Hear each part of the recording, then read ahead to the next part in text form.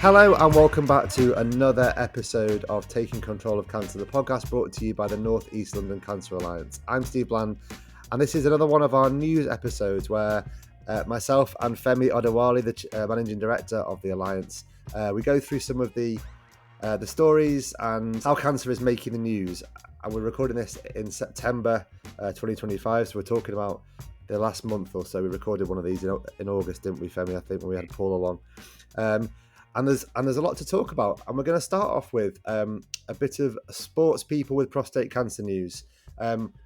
We've talked before about Chris Hoy, Sir Chris Hoy. I should give him his proper title. The Olympic cycling legend was diagnosed with terminal prostate cancer in 2024, and he's basically made it his absolute life mission since then to tell as many people as he possibly can, and he's doing some incredible work, Femi. So. He announced this month, and I've read this in the Independent this month, but I think it was in a few different papers. He's launched a partnership with Pure Gym, the Institute of Cancer Research, and the Royal Marsden, aiming to get men with prostate cancer into exercise. Basically, if you are a man and you're on hormone therapy for advanced prostate cancer, you get a 1-year Pure Gym membership for free and a structured exercise program. And it's just brilliant, isn't it, Femi? First of all, that he keeps banging the drum and keeps talking about it, but also that he does a lot more than that. He goes beyond. He engages different bodies, different businesses, and tries to make a real difference. Yeah, I think it's important. I mean, somebody with his level of reach, to discuss a topic so important and really drive kind of like the benefits of quality, the things that would improve lives, the things that will help psychologically, the things that it's amazing. I think it's definitely amazing. And I hope a lot more people do that. I mean, to be honest, you are seeing the celebrities nowadays, and they are Yeah, really yeah. engaging with the public and really telling their story, and pitfalls of their experiences, and actually some of the things that can support and help them during difficult periods. So I think it's amazing that he's sharing his story. Yeah, it's brilliant. Like he was an absolute inspiration as an Olympic athlete, but I think he's gone even further than that. Absolutely. Since retiring, in terms of the number of people he's impacting, and I think it's a good opportunity probably to mention as well. We've talked in the past about the prehab program, the amazing prehab program, the community games we've mentioned. There's lots going on in North East London with the Alliance to really push that message about exercise being important. Yeah, and it is really important. You improve your quality of life as a consequence of that. I mean, it's known. It's like key evidence that people with a diagnosis can significantly improve the quality of their life, by exercising, by just improving just their general quality of life. And physical activities is certainly one that certainly helps that. And yeah, you can see it. I mean, with some of the people that we spoke to in regards to our prehab programs, some of the actual patients, I mean, you've heard some of their stories of how it's helped them. So it's got so many kind of aspects to quality of life. So yeah, I think it's great that he's promoting this. I think it's something that everybody supports as Yeah, well. I think it's yeah, great to have him doing that. absolutely. And moving on to another absolute sporting legend who's talking about his prostate cancer, Bjorn Borg. As I said, we're recording this in middle of September. He's been pushing his autobiography on various news channels this week, and he spoke on BBC Breakfast about his operation for his prostate cancer in 2024. He's in remission, but he's talked about the impact psychologically of the diagnosis, and I think it gives us an opportunity, doesn't it, to to highlight how important early diagnosis is of prostate cancer, and I think I'm right in saying men over 50 can get a PSA test if you're in one of the high risk groups. If your family's got a history, black men obviously are more at risk from prostate cancer. They can get a test at 45. But it's just hammering home that message, Femi, isn't it, of early diagnosis, catching these things early. Yeah, it is, especially considering that some of the early, some of the some people have no symptoms, Yeah, so or some people don't have any huge symptoms. So actually, just being quite aware of your body, your health, And then also, just engaging in some of the various different things that are out there in terms of activities. When I say in terms of activities, I'm talking about in terms of kind of just having those conversations with your GP if you do see any changes. The early diagnosis makes a massive difference, and we know that lives are saved through that earlier detection and that earlier intervention. So, that kind of noticing, sharing those stories as well, they always help. Just like we mentioned earlier on, the sharing of the story absolutely helps. I think it's interesting prostate cancer. We've talked about the PSA test before, and we've talked about, um, I spoke to we have a couple of podcasts on it where we've talked about the increased risk for black men, but also family history. I think is a really important one because you know, I wouldn't really necessarily know all my family history that's relevant to this. I wouldn't know your grandparents and that kind of thing, and what they've died, what they might have died from, what they've had.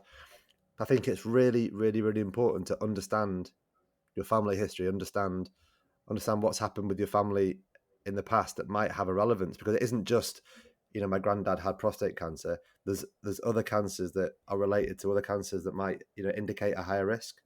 Yeah, definitely. It is, like you said, it is being aware of that family history, but also being aware. And I know you just touched on it as well, that certain ethnic groups are more at risk of prostate cancer, as a prime example. So those PSA tests are super, super, super crucial. And like I said, especially considering that there are often no major symptoms sometimes. So, sometimes just the age factor, being over 50, I think that people should go and get their PSA test, and people should be having those conversations and should be do some certain researches around this as well, and knowing their family history. And if ethnicity, it makes you a higher risk, then of course just bearing that in mind and just having these tests done. Is it something that you were aware of, that black men are, more than twice, well, around about twice as uh, at risk of getting prostate cancer? Only since doing this job, Yeah. to be honest with you, if I hadn't been involved in the cancer work, I don't think I would have known. And again, men, we are sometimes often not, the types that would be trying to pay too much attention to the health news and the health stories out there. We might even see posters, and we don't present. Let's just put it this way: we don't present to our GPs often. We Yeah. always try, and any little thing we try and just um, crack on with it, really. But the reality is, actually, some ethnic minorities are of greater risk, and it's only since doing this that I found this out. To be honest, Did you know that September, Femi, is Gynecological Cancer Awareness Month? Now, this is. Did you know that? I did again due to this Very, work. very good, very good. I'm always out there researching on absolutely everything cancer. But yeah, and because Paul told me so as well. But it's a really, it's a really good month. There's a month for every kind of cancer, but this particular one, Gynecological Cancer Awareness Month. Um, we've done podcasts in the past about it. In Mm, fact, I think if I cast my mind back to one of the very first ones we did, we had Karen Hobbs in, didn't we? yeah, we did. Talking about Yeah. the You Need to Know campaign and the work that she's been doing with the Alliance, which is really, really, really, really crucial work. If they're not too familiar with this, do go to our website, and some of the gynae, I mean, especially some of our campaigns around that really provide absolutely phenomenal information. So yeah, I mean, do of course go to our website and you'll see more about Yeah. that and linked campaigns as well. And the campaign this month, the big message is to bust some myths around cervical screening. Um, the fact that it doesn't detect ovarian cancer. So I think there's a myth there that a lot of people think it just detects ovarian cancer. It doesn't. It detects the HPV infection, the human papilloma virus, to give it its full name. Uh, but it's really, really important, kind of more broadly, isn't it, Femi, that we are aware of our own bodies, but we're aware of the symptoms. I think there's a bit of research. Only 21% of women in the UK could name bloating as a Mm, key symptom of ovarian cancer. 40% of women wrongly believe that cervical screening detects ovarian cancer. There's a lot of myths, not just around Yeah. this kind of cancer. A lot of myths around screening programs. We talked, with the breast cancer screening program episode we did a couple of weeks ago. We talked all about the uptake, and we'll come to that in a second. But we need to get a lot more clued up, don't we? I think about what to look for. Yeah, we do, and that's what I said. That's why I said it's really crucial to, because we've done, as a Cancer Alliance, we've done extensive work on this. So it's really important for people to just go to our website when it comes to this as well. I mean, you mentioned the Need to Know campaign. We've also done quite a lot of number of workshops as well with our communities in North East London as well. We've also got an animated cervical screening video, which is converted into, or has the ability actually to watch it in 10 different languages. Again, that will support to help bust some of our myths, and opinions that might not necessarily be true. Yeah, it's dead important. And I think the bit you mentioned about the 10 different languages, that's really important as well, isn't it? Given the diversity of cultures, diversity of nationalities, of languages, of every kind of diversity you could imagine is found in this part of Northeast London, isn't it? So yeah, that's a really, really, really important thing. I did mention the breast cancer screening, and just one quick mention for another story. Jessie J, who we've talked about in the past, she has had breast cancer surgery a couple of months ago, and she had her first gig back since her surgery, and it's just an opportunity again to praise someone, I guess, for for not just having the treatment and then getting back to normal. They're determined, or she's determined to keep telling people as much as she can. And we talked a couple of weeks ago about the breast screening program, and the uptake in Northeast London really isn't as high as it should be. It's lower than national averages, and I think it's a lot of work's going on the Put Yourself First campaign. But we need to do more, don't we? Because the numbers, the screening programs out there, we Yeah. just need to again bust some myths and get the awareness out. Yeah, I mean, even some of the podcast. I mean, we're hoping that we can do more, even with these podcasts, isn't it, to try and just raise the awareness and have some more discussions around breast screening, and hopefully those that hear us, not only in Northeast London but beyond, will be able to kind of take some of that and perhaps do something about it, or recognize that they do have something to go and see their GP about. But you mentioned this earlier on, at least Jesse J is continuously talking about this as well in various different platforms. So I just think it's so important for celebrities as well, to go there, to just do that extra kind of sharing of their experiences as well, because I think they'll be surprised in how much lives they're going to be able to save. Yeah, yeah, for sure.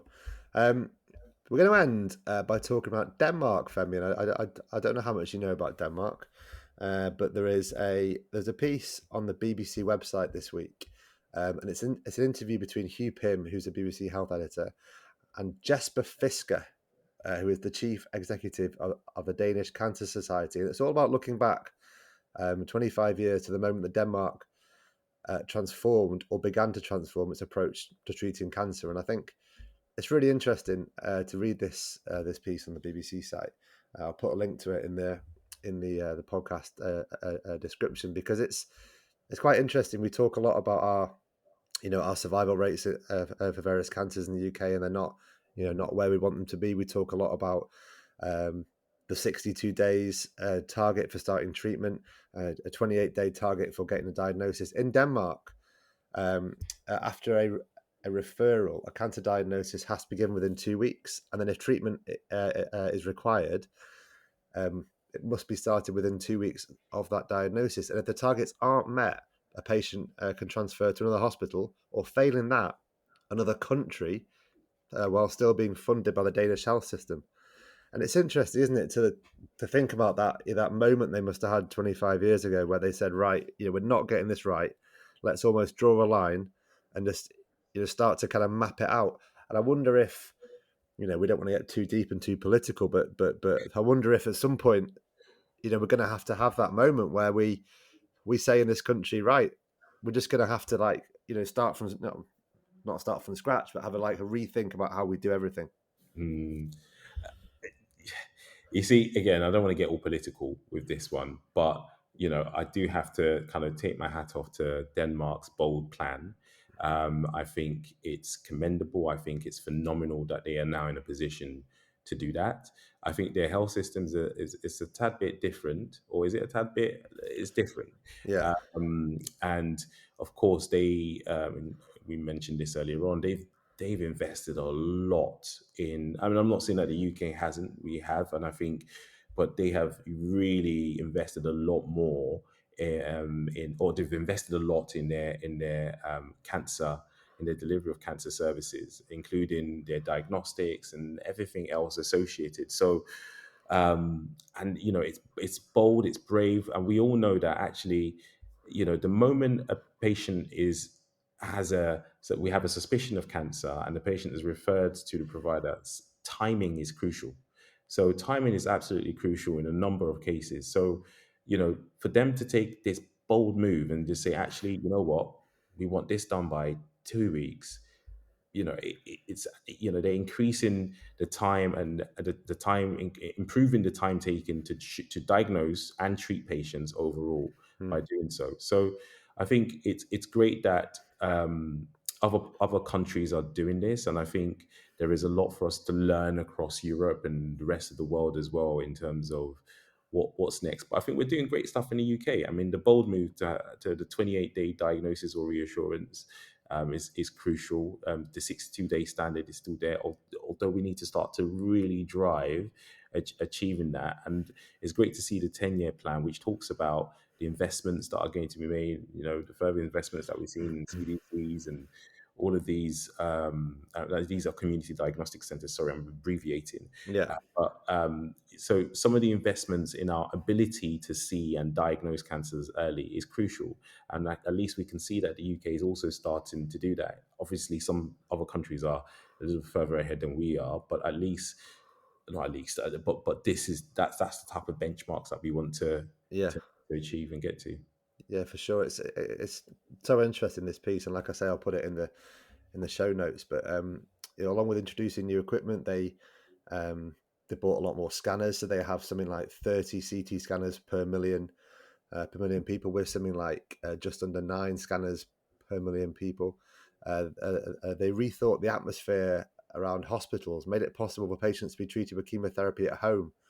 Look at that. Loads of different things that they've done that probably, they take investment, but they also just change. They also just take maybe just a bit of drive and a bit of ambition as well. Yeah, and I'm cautious as well because obviously, operational improvement is my particular area of expertise. But one of the things that we do have again in the UK, not that we're doing this comparison, I'm just saying that there is a benchmark, and you know Denmark are absolutely setting the trend in making other countries want to challenge their ability to improve the waiting times and treatments as well. I think the chemo at home kind of program as well is something that we did some time ago as well, and it'll be interesting to see and learn from some of these other countries that are doing well, whose survival rates are perhaps better than ours as well. But it's an interesting one, and I don't know enough. And I'm cautious with what I'm saying because I simply Yeah, yeah, don't know yeah, enough yeah, about Denmark's health system yeah, versus the UK health system. yeah, But also at the same time, I just think um, I just think I don't want to say that in the UK we haven't done so much as well because I think we yeah, have. yeah, But then the earlier the intervention, the yeah, better. Period. yeah. I guess, isn't We it? always We're never going to be happy with where we are we? Like we want, And we do have to continuously strive. yeah, And that's the thing, isn't it? Let's continue to strive for earlier detection, earlier intervention, earlier treatments overall. So the moment we know, actually, why can't we just press a button and we're treating patients ASAP? But we need all of the equipment to do yeah, that. yeah. We need the processes to align to do that. So challenge. I mean, it's a challenge for the UK, and I think we're competitive. So we'll turn around and we'll say, yeah, okay, all right, then, Mark, we're going to improve ours in another little bit as well. I hope so. I hope so. I mean, this is that'd be great, wouldn't it? If It would. then we could drive improvement in another country, and they could drive improvement in another country, and all the everyone could work together to to really drive up the the life of a cancer patient, the way we diagnose cancer worldwide, not just not just looking on our own doorstep. Yeah. There we go, Femi. That Yeah. is the month in news. Thank you so much for joining me today, and thank you for listening to this episode. Keep tuning in. We've got more and more episodes coming up, and also we've done plenty in the past as well, about 30 odd in the past on different topics as well. So please go and check those out, and we'll speak to you next time.